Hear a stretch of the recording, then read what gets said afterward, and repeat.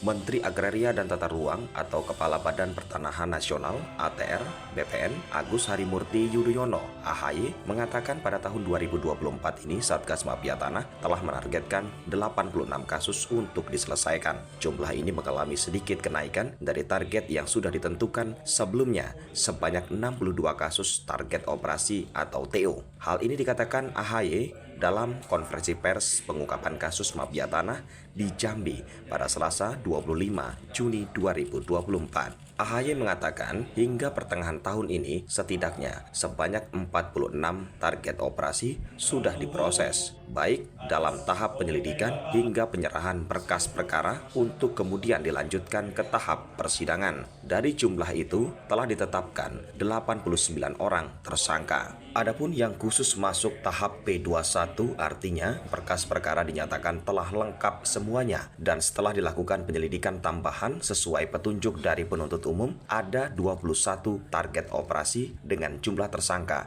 36 orang.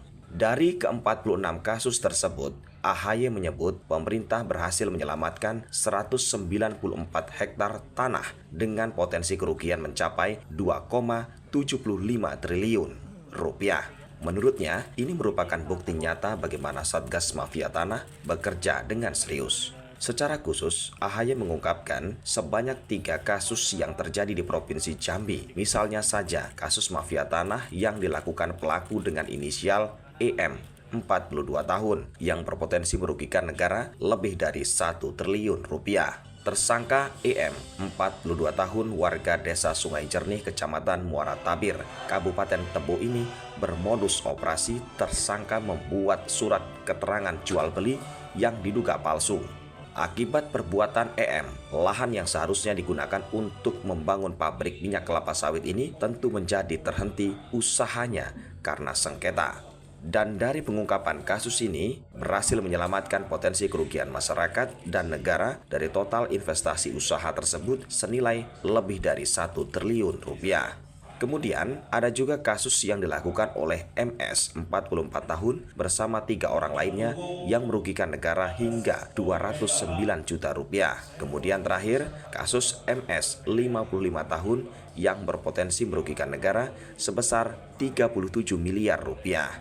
Dari 3 kasus tadi, mafia tanah melakukan kejahatan dengan modus memalsukan dokumen-dokumen untuk menguasai tanah yang bukan hak miliknya. Adapun total luas objek tanah yaitu 580.790 meter persegi dengan potensi nilai kerugian masyarakat dan negara 1,19 triliun rupiah yang berasal dari harga tanah tersebut, nilai investasi usaha termasuk pendapatan negara atas pajak. Masyarakat duduk perkaranya, prinsipnya ada 3 kasus yang kita ungkap saat ini, dan dari akumulasi 3 kasus tersebut kita berhasil menyelamatkan potensi kerugian negara dan masyarakat 1,19 triliun rupiah.